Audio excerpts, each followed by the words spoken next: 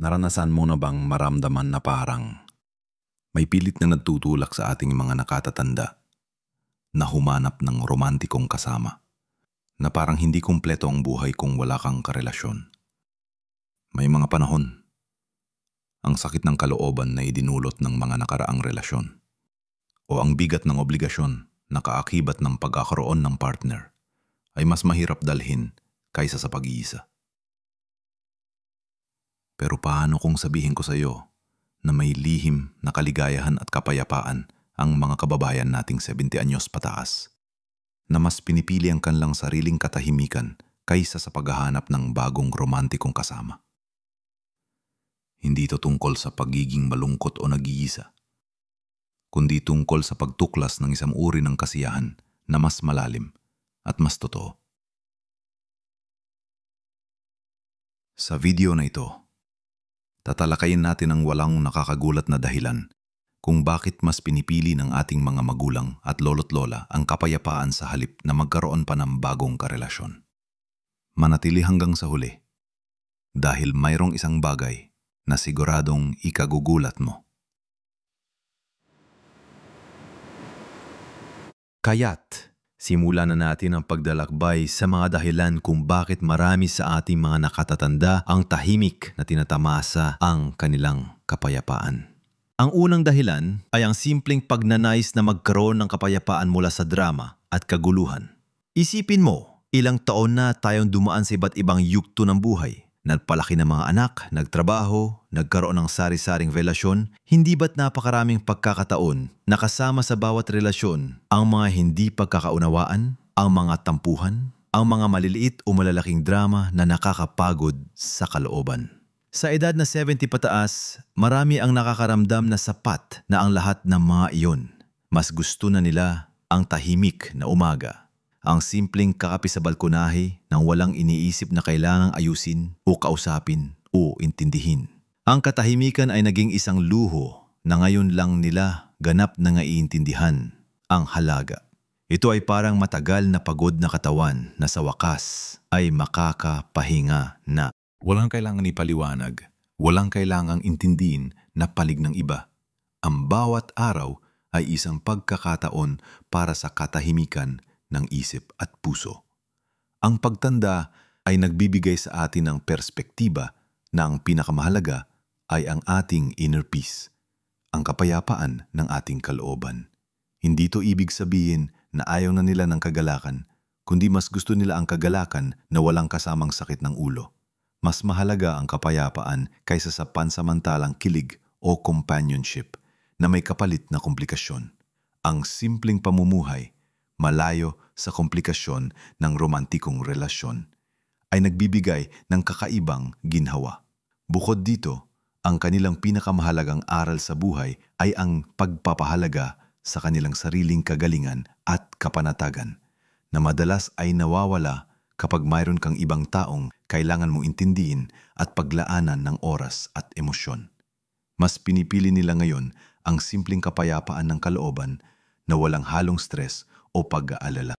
Iisipin mo na lang, ilang taon ba nating inilaan ang ating buhay sa iba, sa ating pamilya, sa ating mga trabaho, sa ating mga komunidad.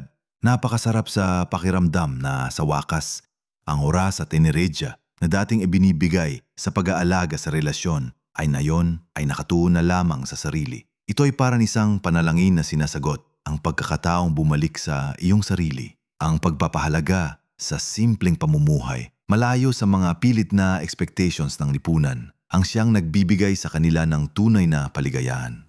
Ito ay isang pagkilala sa kanilang sariling halaga at sa pangangailangan ng kanilang kaluluwa na magpahinga mula sa mga labis na emosyonal na pasanin. Hindi ito pagtalikod sa pag-ibig, kundi pagpili sa isang mas mataas na uri ng pag-ibig.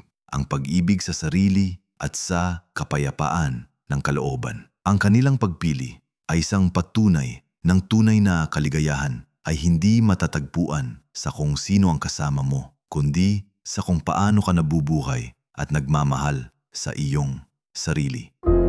Iba ang fulfillment na nararamdaman mo kapag alam mong ikaw ang nagmamaneho ng iyong sariling barko at walang ibang nagdidikta ng iyong direksyon.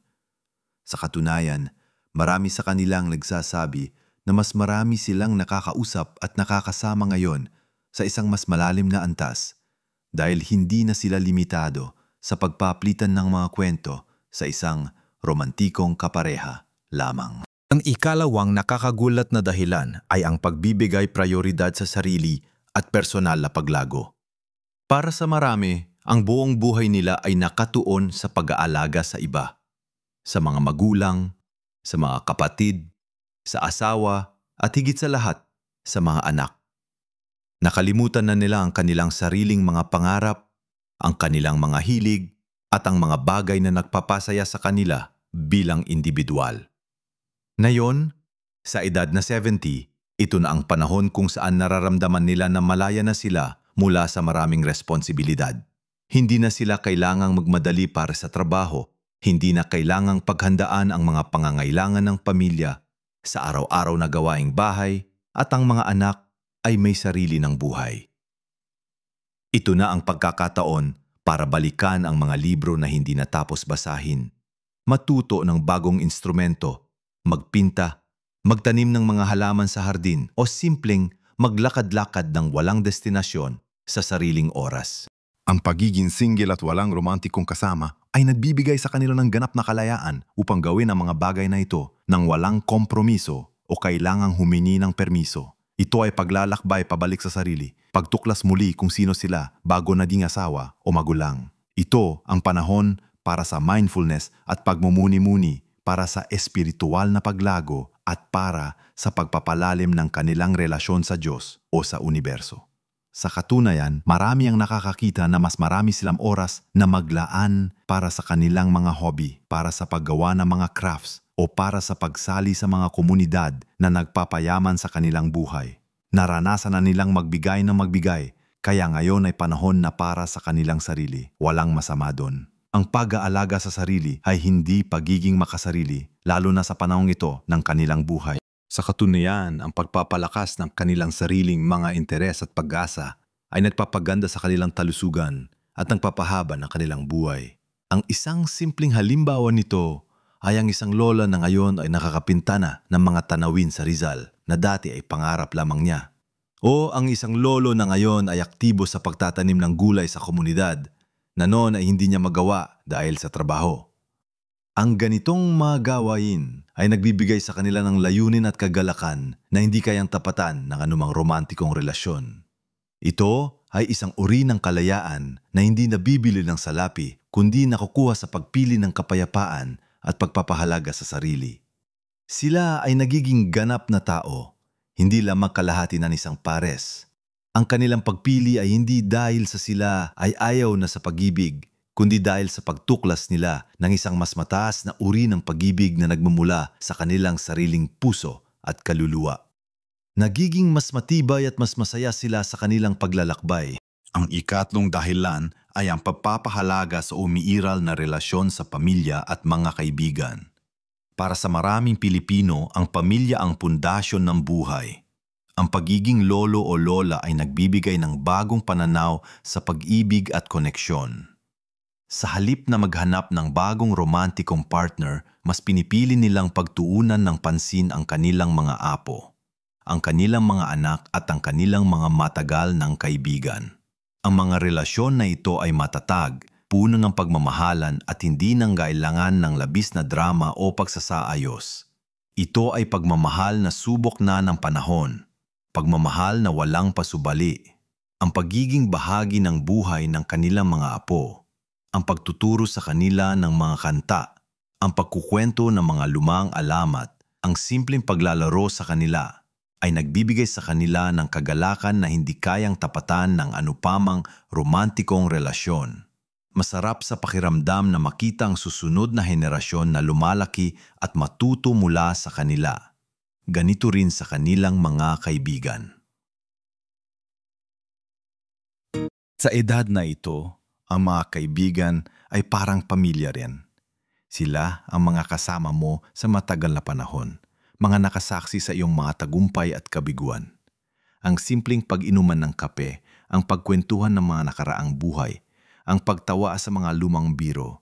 Ang mga ito ay nagbibigay ng komportable at masayang pakiramdam na mas pinipili nila kaysa sa hirap ng pagbuo ng bagong relasyon. Sa kanilang pananaw, sapat na ang pagmamahal at suporta na nakukuha nila mula sa kanilang pamilya at mga matatalik na kaibigan. Hindi na nila kailangan pang maghanap ng iba upang makaramdam ng pagmamahal at koneksyon. Ang tunay na kayamanan ay nasa mga taong nakapaligid sa kanila na nagmamahal at nagpapahalaga sa kanila sa kung sino sila.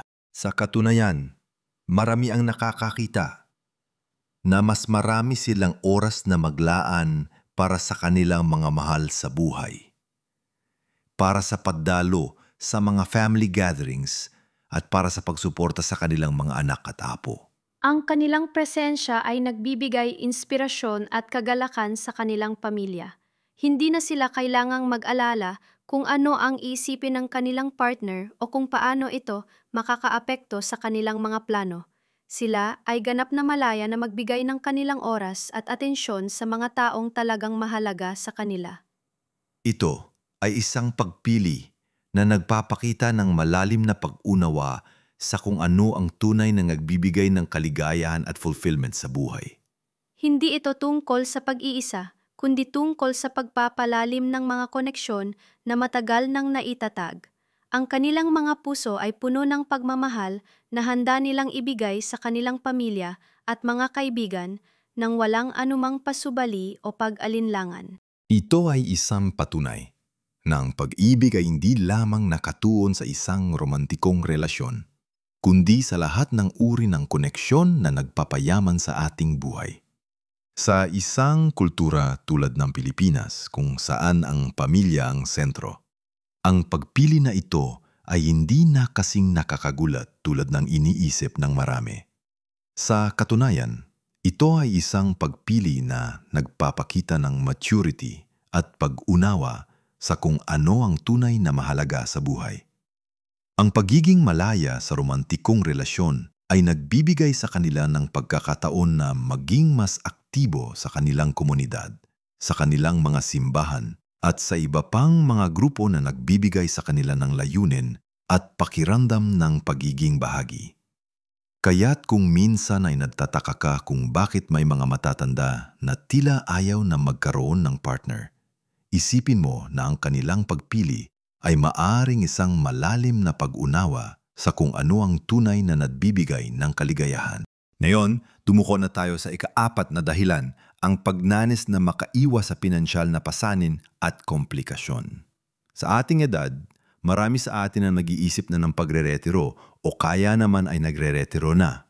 Ang pinansyal na seguridad ay nagiging mas mahalaga kaysa kailanman. Ang pagkakaroon ng romantikong relasyon ay madalas na may kaakibat na pinansyal na responsibilidad. Kung hindi man direkta, ay hindi maiiwasan. May mga petsa na kailangang gastusan, mga regalo na kailangang bilhin, o maging ang pagbabahagi ng mga gastusin sa pamumuhay kung magsasama. Para sa marami, ang ideya ng pagdagdag ng isa pang pinansyal na obligasyon ay sapat na upang umurong sila sa paghahanap ng kasama. Gusto na nila ng kapayapaan sa kanilang pananalapi, na hindi na kailangang mag-alala sa pagbabahagi na kanilang limitadong pensyon o savings. Mas gusto nilang gamitin ang kanilang pera para sa kanilang sariling kagalingan, tulad ng pagpapagamot, paglalakbay, o pagsuporta sa kanilang mga apo sa kanilang pag-aaral, na siyang mas nagbibigay sa kanila ng kasiyahan at pakiramdam ng layunin. Ang kalayaan sa pinansyal ay nagbibigay sa kanila ng kalayaan sa isip. Wala silang kailangang ipaliwanag kung bakit sila nagastos ng ganito o ganyan. At wala silang kailangang mag-alala kung paano nila pagkakasyahin ng pera para sa dalawa. Ang pagiging financially independent ay isang malaking aspeto ng pagiging malaya. At para sa marami, ito ay mas mahalaga kaysa sa pagkakaroon ng partner. Ito ay isang practical na pagpili na naglalayong protektahan ang kanilang sarili mula sa anumang posibleng pasanin na maaaring magdulot ng stress o pag-aalala. Isipin mo, ilang taon ba nating pinaghirapan ang ating mga ipon?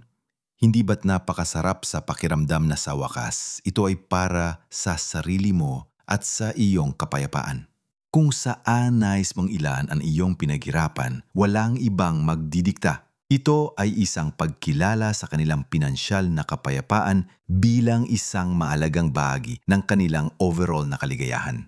Bukod pa rito, ang karanasan na marami sa kanila ang mga komplikasyon na dulot ng pinansyal na usapin sa relasyon, kung kaya't mas pinipili nila ngayon na iwasan ang ganitong klaseng problema. Mas gusto nilang magkaroon ng kalayaan na magdesisyon sa kanilang sariling pananalapi nang walang sinumang kailangang tanungin o konsultahin. Ito ay nagbibigay sa kanila ng kapayapaan ng isip na hindi kayang bilhin ng salapi. Ang ikalimang dahilan ay ang pagnanais na iwasan ang mga sakit ng nakaraan at ang takot na masaktan muli. Marami sa ating mga nakatatanda ang dumaan na sa matinding sakit ng puso, pagkabigo at mga trauma mula sa nakarang romantikong relasyon. Maring nagkaroon sila ng iwalayan o nawala ang kanilang partner sa pamamagitan ng kamatayan. Ang pagkawala ng isang mahal sa buhay ay isang napakabigat na pasaning at ang ideya ng muling pagbubukas ng puso sa isang bagong relasyon ay nagdadala ng takot na maranasan muli ang parehong sakit. Ang pag-ibig ay maganda pero maaari rin itong maging sani ng matinding kirot. Sa edad na ito, mas pinipili na nila ang kapayapaan ng kalooban kaysa sa posibilidad na masaktan muli. Naranasan na nilang umibig, magmahal at masaktan. Sapat na ang lahat ng iyon. Ang kanilang mga puso ay parang mga veterano na sa labanan ng buhay at ngayon ay panahon na para sa pagpapagaling at pagpapahinga. Hindi ito pagiging maramdamin, kundi pagiging matalino. Alam nila kung ano ang halaga na kanilang emosyonal na kalusugan at hindi na sila handang isakripisyo yon para sa isang relasyon na maaari magdulot muli ng sakit. Ang kanilang pagpili ay isang anyo ng self-preservation, isang paraan upang protektahan ang kanilang mga puso mula sa anumang posibleng pinsala. Mas pinipili nila ang kapayapaan na hatid ng kalayaan mula sa emosyonal na pagkakabit kaysa sa panganib na muling masaktan. Ang pagluluksa at paggaling ay isang mahabang proseso at sa edad na ito, mas mahalaga ang pagpapahalaga sa kanilang sariling emosyonal na kagalingan. Meron silang karapatang magdesisyon kung paano nila gugugulin ang kanilang nalalabing panahon at kung ano ang magdudulot ng tunay na kapayapaan sa kanilang kalooban.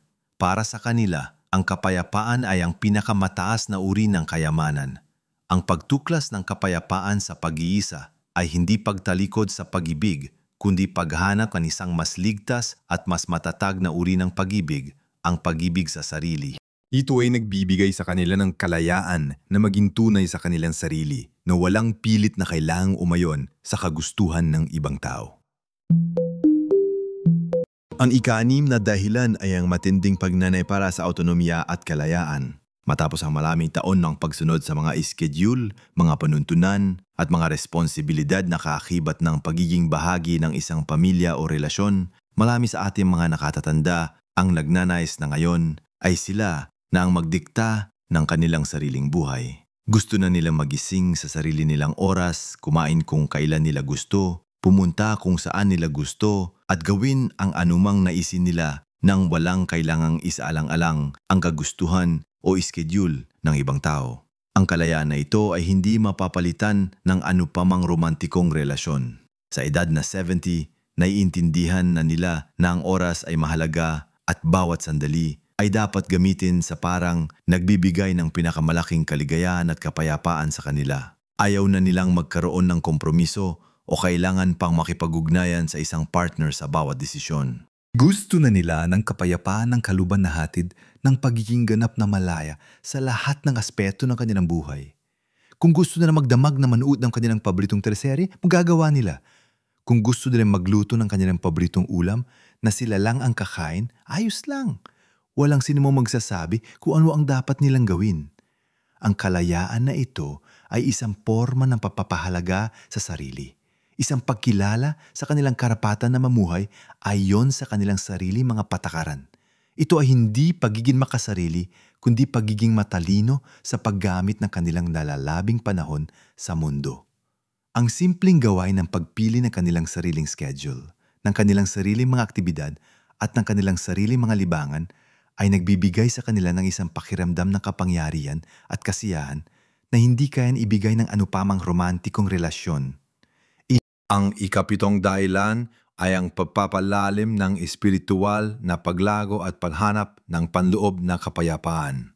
Sa ating edad, marami sa atin ang mas nagiging malapit sa kanilang pananampalataya o mas nagiging interesado sa espiritual na aspeto ng buhay. Ang paghanap ng koneksyon sa Diyos o sa universo ay nagiging mas makabuluhan kaysa sa paghanap ng koneksyon sa isang romantikong partner. Ang panloob na kapayapaan na nagmumula sa espiritual na paglago ay isang uri ng kapayapaan na hindi kayang tapatan ng anupamang panlabas na relasyon. Marami ang nakakakita na ang paglalaan ng oras sa panalangin, pagbabasa ng mga banal na kasulatan, pagmumuni-muni o pagdalo sa mga serbisyo sa simbahan ay nagbibigay sa kanila ng higit na kasiyahan at fulfillment kaysa sa anumang romantikong relasyon. Ito ay isang paglalakbay sa sarili, isang paghanap ng kahulugan ng buhay, at isang pagpapalalim ng kanilang ugnayan sa kanilang tagapaglikha. Ang pagkakaroon ng romantikong partner ay maaaring maging hadlang sa paglago na ito. Dahil ang oras at enerhiya na sana ay ilalaan para sa espiritual na paghahanap, ay maaaring mauwi sa pag-aalaga sa relasyon. Ang pagiging single ay nagbibigay sa kanila ng kalayaan na magtuon ng pansin sa kanilang espiritual na pangangailangan nang walang anumang distractions. Ito ay isang pagkilala sa kanilang sariling paglalakbay sa buhay at sa kaalagaan ng paghahanap ng kapayapaan sa loob ng kanilang sarili. Sa Pilipinas, kung saan malakas ang pananampalataya, ang dahilan na ito ay napakalalim at napakalaga para sa marami. Ang paghahanap ng kapayapaan sa Diyos ay nagbibigay sa kanila ng pag-asa, kagalakan at isang pakiramdam ng pagiging ganap na buo nang walang kailangan ng ibang tao upang punan ang anumang kakulangan. Sa huli, ang ikawalong dahilan, at ito ang nakakagulat na bahagi na sinabi ko sa inyo, ay ang pagtuklas na ang tunay na companionship ay hindi lang matatagpuan sa romantikong relasyon. Sa ating edad, naiintindihan na natin na ang pagmamahal at suporta ay maaring magmula sa iba't ibang pinagmulan. Hindi ito limitado sa pagkakaroon ng asawa o partner. Ang tunay na companionship ay matatagpuan sa maaini na yakap ng isang apo, sa isang masayang kwentuhan, sa matalik na kaibigan, sa pagbabahagi ng tawa sa mga kapwa na katatanda sa komunidad, o maging sa tahimik na presensya ng isang minamahal na alagang hayop. Ang mga koneksyon na ito ay madalas na mas totoo, mas walang pasubali at mas nagbibigay ng kapayapaan kaysa sa anumang romantikong relasyon na puno ng komplikasyon. Ang mga taong 70 pataas ay natutunan na ang kaligayahan ay hindi nakasalalay sa pagkakaroon ng isang romantikong partner, kundi sa kalidad ng kanilang mga relasyon sa lahat ng aspeto ng kanilang buhay. Ang kanilang mga puso ay puno ng pagmamahal na handa nilang ibigay sa kanilang pamilya, mga kaibigan at sa kanilang komunidad. Ang pagtuklas na ito ay nagbibigay sa kanila ng kalayaan na mamuhay ng buo at masaya nang walang pressure na humanap ng romantikong kasama. Hindi sila nag-iisa, kundi sila ay napapalibutan ng pagmamahal at suporta mula sa iba't ibang pinagmulan. Sa katunayan, ang pagiging single ay nagbibigay sa kanila ng mas maraming oras at enerhiya upang pagyamanin ang mga relasyong ito na siyang tunay na nagbibigay sa kanila ng kagalakan at fulfillment. Ito ay isang pagbabago sa pananaw, isang pag-unawa na ang pag-ibig ay nasa lahat ng dako at hindi limitado sa isang solong romantikong relasyon. Sa kanilang edad, natutunan na nilang pahalagahan ang tunay na esensya ng koneksyon ng tao na lampas sa mga dikta ng lipunan. Ang kanilang pagpili ay isang patunay na ang buhay ay puno ng pagmamahal sa bawat anyo nito at hindi kailangan magganap pa na isang particular na uri ng pag-ibig upang makaramdam ng pagiging buo. Ayan, ang 8 nakakagulat na dahilan kung bakit mas pinipili ng ating mga kababayan na 70 anyos pataas ang kapayapaan kaysa sa paghahanap ng romantikong partner. Tinalakay natin ang kanilang pagnanais na magkaroon ng kapayapaan mula sa drama, ang pagbibigay prioridad sa sarili at personal na paglago, ang pagpapahalaga sa umiiral na relasyon sa pamilya at mga kaibigan, ang pag-iwas sa pinansyal na pasanin at komplikasyon, ang pagnanais na iwasan ang mga sakit ng nakaraan, ang matinding pagnanais para sa autonomya at kalayaan, ang pagpapalalim ng espiritual na paglago, at ang pagtuklas na ang tunay na companionship ay hindi lang matatagpuan sa romantikong relasyon. Tandaan, maliit man ang pagbabago. Malaki ang maging epekto nito sa ating kalusugan at kaligayahan. Ang pagpili ng kapayapaan ay isang matapang at matalinong desisyon na nagbibigay ng tunay na kaligayahan sa buhay. Kung mayroon kang mga saloobin o karanasan tungkol sa paksang ito, gustong-gusto naming marinig yan. Ibahagi ang iyong mga kwento sa comment section sa ibaba. Ang iyong mga karanasan ay maaring maging inspirasyon para sa iba. At kung nakita mong kapakipakinabang ang videong ito, huwag kalimutang i-like at mag-subscribe sa aming channel para sa mas marami pang makakatulong na nilalaman na nakatuon sa ating mga nakatatanda. Ang bawat subscribe at like ay nabibigay sa amin ng inspirasyon upang ipagpatuloy ang paggawa ng mga video na nagpapalakas ng ating komunidad. Live your best life at every age. Ang buhay ay maganda at bawat yugto nito ay may natatanging kagandahan na dapat nating yakapin at ipagdiwang. Maraming salamat sa panunood at hanggang sa muli.